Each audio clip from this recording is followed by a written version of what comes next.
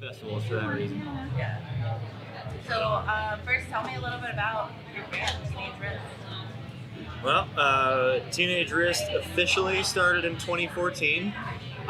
Originally, it was just Cam and I just making tunes on a little laptop in my apartment and in his apartment, and just trying to figure out what we sounded like, and now we're here. Somewhere along the way, we put out a record independently. Days, that was our first EP, and then about a year and a half later, we got signed to Epitaph. And last year, we put out our debut LP, Chrome Neon Jesus. And yeah, we spent the better part of last year just touring around. We did a couple of full US runs, and went to the UK for a little bit. Now we're here. So what's it like going into a different country and seeing how your music's received there? Pretty amazing. I think for us too, we take a lot of influence from just UK-based bands and early creation stuff, early 4AD stuff, and even the Brit rock scene from back then and some of the grunge stuff. So to play, a festival like Reading and Leeds, that's like it's a moment, I think, for any band, wherever they're from. And it's amazing. It's amazing to be in, small places like Brighton and Bristol and, playing 100 people and seeing them sing the songs. There's like an energy there. Yeah. It's throughout all the traveling, you kind of figure out the different energy in different places. And I love it. Yeah, we had a good time. So now you're touring with Basement.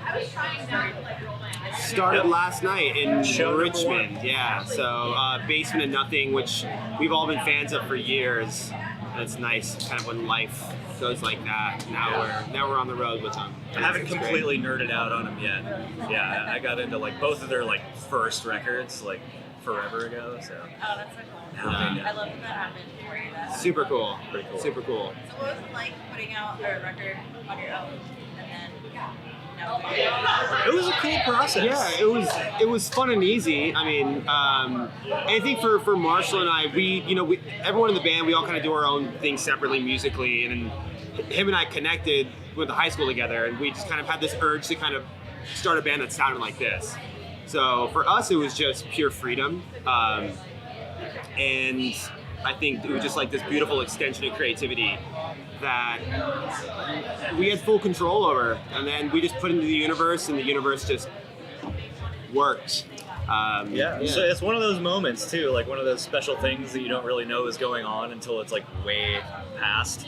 Because you talk about this all the time. You're like, I'll never forget pulling the mattress down from your bedroom. Yeah. So we could record. We pulled down 2 mattresses to record vocals. Yeah, because we did most of it in my old apartment in LA.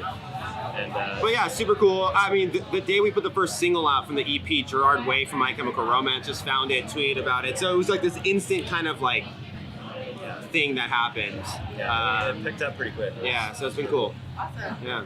That's really cool to hear that success story. And I think it's cool. It's like a catch-22. Everything's digital. On one hand, it's cool that you can do things by yourself, but on the other hand, so can everybody else. Yeah.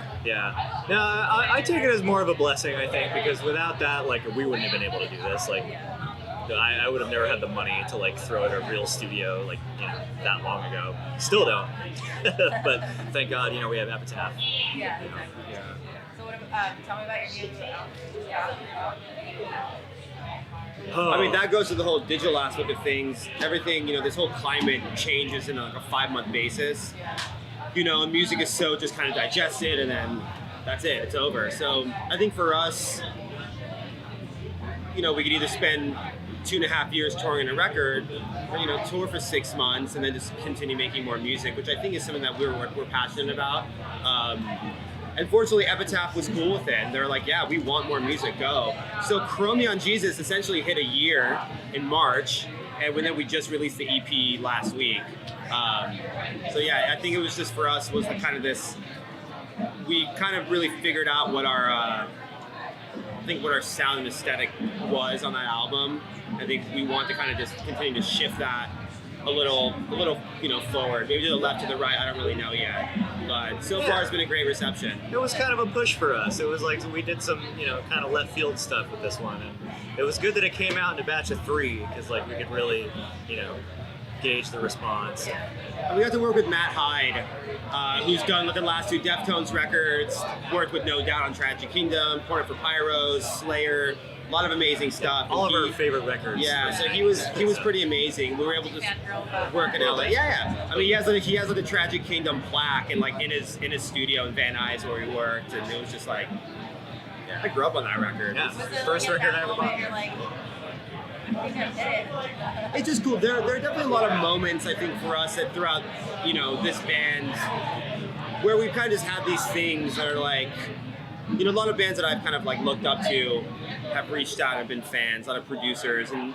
I think those are the kind of moments that you're able to cherish and kind of have a little thing of like, oh shit, maybe I'm doing something right here. That's been kind of the coolest part. We've always had this reputation of being like a band's band, and like seeing some of the people coming Yeah, out. I think like that our means favorite kinda, bands yeah. from high school, and like even now, like some of the bands we love now. Yeah, we just toured with Thrice in the fall, and that was amazing. That was, we grew up on that band, so to just become friends with them, and then we shared a bus with the Bronx, who I bought their first record and stenciled their logo all over our shirts. And the next thing I know, we're sharing a bus together for 2 months, and yeah, it's rad moments like that where you're like, just get to leave home and have fun, and it's cool. It's like just listening to this, it's cool. Like you guys are just following something that you love, and you just have to create. We're normal dudes. Like, literally, we're just dudes who play music and people seem to like it, so we're like, cool. I mean, it's awesome to kind of be here and, Yeah. people allow us to play the music and they seem to like it. So besides playing, obviously, what else are you looking forward to for everybody? Well, I'm hoping that we don't get rained out today. Jinx it. I'm sorry, because I really want to see 311. Yeah. 311's been like one of my favorite bands. Yeah. Actually, we connected on that. Yeah, we were grew both, up on like big I grew up in 311 Hawaii and like fans. 311 was like a huge band in Hawaii. Military. No, just random. Yeah. So yeah, 311. So we're gonna see our friends in Basement. I'd like to see Movements, but I don't know if they played already. Yeah, they're a lot of good bands. I think just kind of hang out and have a good time.